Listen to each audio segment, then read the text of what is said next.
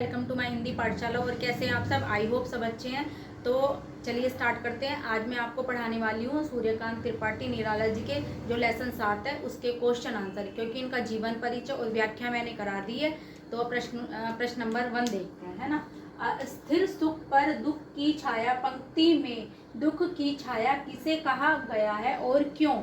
उत्तर है अस्थिर सुख पर दुख की छाया, पंक्ति में दुख की छाया क्रांति की आशंका को कहा गया है। जिनके पास सुख के साधन होते हैं वे क्रांति से सदैव भयभीत रहते हैं।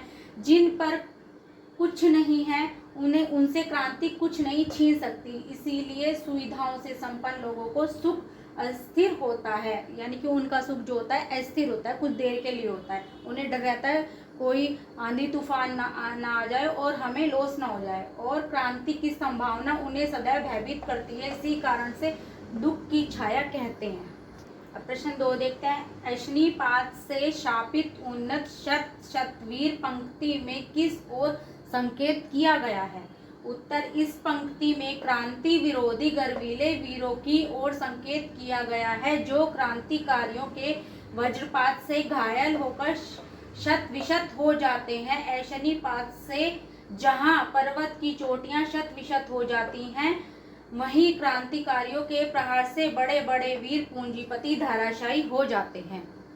तीसरा क्वेश्चन देखते हैं। विप्लव रव से छोटे ही हैं, शोभा पाते, पंक्ति में विप्लव रव से क्या तात्पर्य है?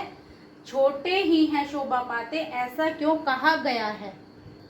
उत्तर देखते हैं। यहाँ विप्लव मीन्स होता है विनाश, रव से तात्पर्य क्रांति के स्वर से ही है। जब क्रांति होती है तो उसका लाभ जनसाधारण लोगों को ही प्राप्त होता है, जिन्हें कवि ने छोटे लोग कहा है। इसी भाव को कवि ने यहाँ दर्शाया है कि छोटे लोग ही शोभा पाते हैं। फोर्थ क्वेश्चन देखते हैं। बादलों के आगमन से प्रकृति में होने वाले किन किन परिवर्तनों को कविता रेखांकित करती है? उत्तर देखते हैं। बादलों का आगमन होने पर प्रकृति में अनेक परिवर्तन दिखाई देते हैं। मंद समीर प्रवाहित होने लगती है। बादलों की छाया गर्मी से जलते तपते हुए जीवों को सुख पहुंचाती है। आकाश में बिजली चमकने के साथ साथ बादलों की गर्जना भी सुनाई देने लगती है। मूसलाधार बारिश होती है। वज्रपात से पर्वत शिखर गिर जाते हैं। भूमि में दबे पड़े बीज भी अंकुरित होकर बाहर झांकने लगते हैं। चारों ओर वनस्पति की सुंदर छटा दिखाई देने लगती है। अब उन्होंने इस कविता की व्याख्या करने के लिए कहा। 5 क्वेश्चन देखते हैं। तिरती है समीर सागर पर, अस्थिर सुख पर दुख की छाया। उत्तर है इसका व्याख्या करेंगे यहाँ पर। जो पहली पंक्ति कविता की जो बादल की व्याख्या है वो करेंगे यहाँ पर। कवि बादलों को संबोधित करते हुए कहते हैं कि क्रांतिदूत बादल आकाश में ऐसे मंडराते हो जैसे पवन रूपी सागर पर नौका तैर रही हो। छाया उसी प्रकार पूंजीपतियों के वैभव पर क्रांति की छाया मंडरा रही है। इसीलिए कहा गया है अस्थिर सुख पर दुख की छाया, अर्थात उनके सुख अस्थिर है। मतलब उनके सुख का कोई निश्चित टाइम नहीं है कि हमारे सुख इतने दिन तक चलेंगे, क्योंकि दुख का तो टाइम होता है, दुख चलता ही रहता है। दुख ज्यादा होता है तो सुख की छाया कम होती है। हर एक के जीवन की यही बात होती है, जो कभी भी नष्ट हो सकते हैं। कवि ने बादलों को विनाशकारी योद्धा, उसके विशाल रूप को रण नौका तथा गर्जन तर्जन को रणभेरी के रूप में दिखाया है। यानी कि जब बादल आएंगे और आंधी तूफान आएगा तो सबसे ज्यादा डर धनी और पूंजीपतियों लोगों को रहता है। उनको लगता है कहीं विनाश न हो जाए, है ना।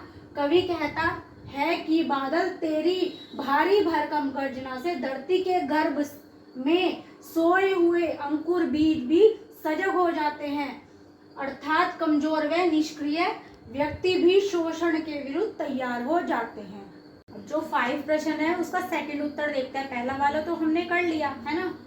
अब देखते हैं। अट्टालिका नहीं है रे, ये आतंक भवन है। अट्टालिका मतलब ऊंचा भवन।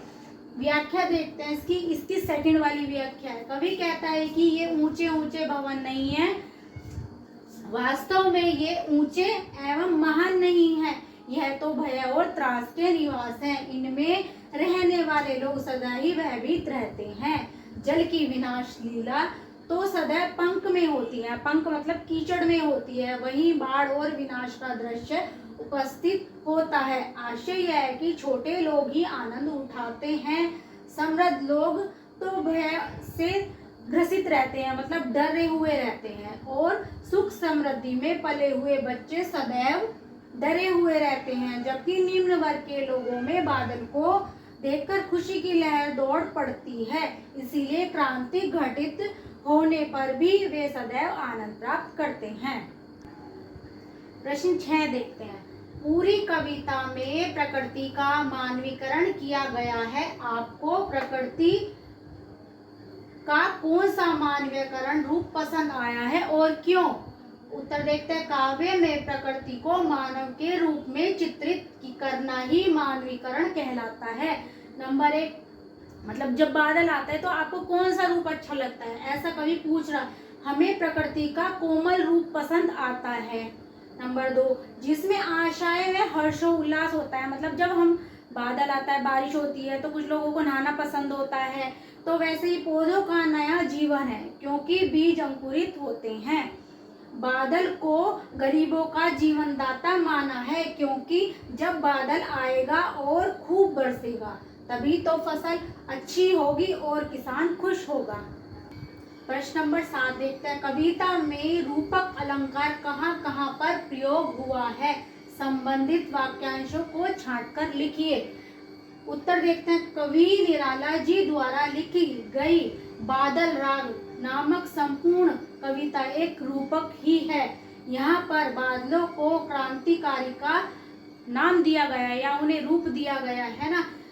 अब यहाँ पर समीर सागर, रण तेरी, भेरी गर्जन, वज्र हुंकार, अचल शरीर, वज्र गर्जन, यहाँ पर क्या है, यहाँ पे सब ये सब इसमें रूपक अलंकार ही है। आपको पता होगा रूपक अलंकार किसे कहते हैं, जहाँ उपमेय और उपमान में कोई अंतर दिखाई ना दे वहां पे रूपक अलंकार कहते हैं, उसको रूपक अलंकार कहा जाता है। प्रश्न नंबर 8 देखते हैं। इस कविता में बादल के लिए ए विप्लव के वीर, ए जीवन के पारावार जैसे संबोधनों का प्रयोग किया गया है। बादल राग कविता के शेष 5 खंडों में भी कई संबोधनों का इस्तेमाल किया गया है, जैसे अरे वर्ष के हर्ष, मेरे पागल बादल, ए निर्बद्ध, ए स्वच्छंद, ए उद्दाम, ए सम्राट, ए विप्लव के प्लावन, ए अनंत के चंचल शिशु सुकुमार। उपयुक्त संबोधनों की व्याख्या करें और बताएं कि बादल के लिए इन संबोधनों का क्या औचित्य है। उत्तर देखते हैं।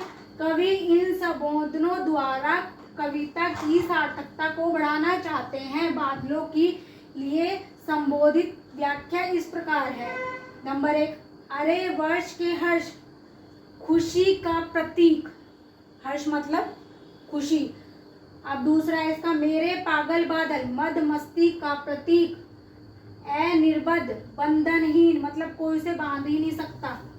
ए स्वच्छंद, स्वतंत्रता से घूमने वाले बादल, आजाद है मतलब।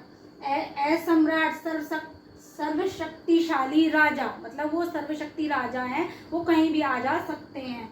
ए विप्लव के पलावन, प्रलय क्रांति का, मतलब कह सकते हैं कि प्रलय, जैसे अमीरों के लिए तो वो प्रलय और गरीबों के लिए वो क्या है, खुशी का प्रतीक है। तो ए अनंत में चंचल शिशु सुकुमार, बच्चों के समान चंचल होते हैं, कहीं भी आते हैं, कहीं भी जाते हैं, कहीं भी बरसते हैं।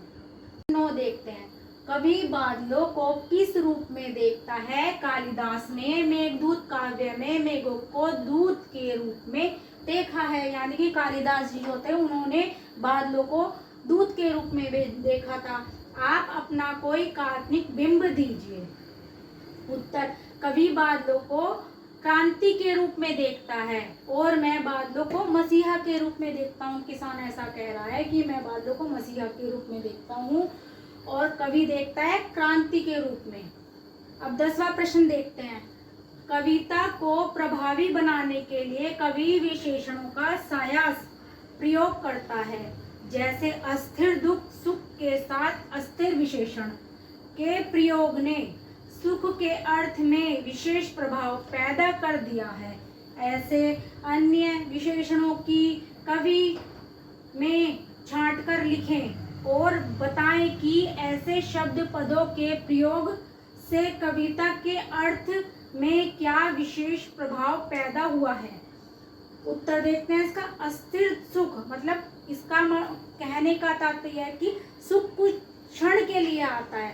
सुख के साथ अस्थिर विशेषण लगने से सुख के क्षणिक होने की प्रकृति का उद्घाटन किया गया है। दूसरा देखते हैं निर्दय विप्लव। विप्लव का अर्थ है विनाश। विनाश के साथ निर्दय विशेषण लगने से विनाश और अधिक कठोर एवं निर्दय हो गया है। अब देखते हैं शुद्ध तोष।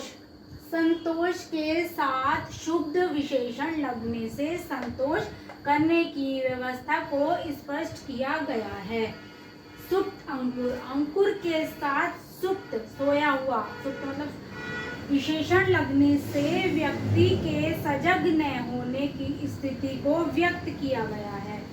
अब देखिए मैंने आपको जो सूर्यकांत त्रिपाठी निराला जी हैं उसके बादल कविता की व्याख्या बहुत आसानी से शब्दों में समझाई है, ठीक है, और इनका जीवन परिचय, ठीक है, उनकी कृतियाँ शैली ये सब मैंने आपको बहुत आसानी से समझाई है और बहुत अच्छे से समझाई हैं। और इस लेसन के जो महत्वपूर्ण प्रश्न उत्तर थे वो मैंने आपको समझा दिए हैं। तो अब ये मोस्ट इम्पोर्टेंट लेसन है, तो प्लीज़ आप जाके देख लीजिएगा। तो मिलते हैं नेक्स्ट वीडियो में। और मैं जो आगे कराने वाली हूँ वो तुलसीदास जी का है, वो तो very very very most important lesson है, तो समझते हैं उसको बहुत अच्छे से। मिलते हैं नेक्स्ट वीडियो में, तब तक के लिए टेक केयर, बाय बाय।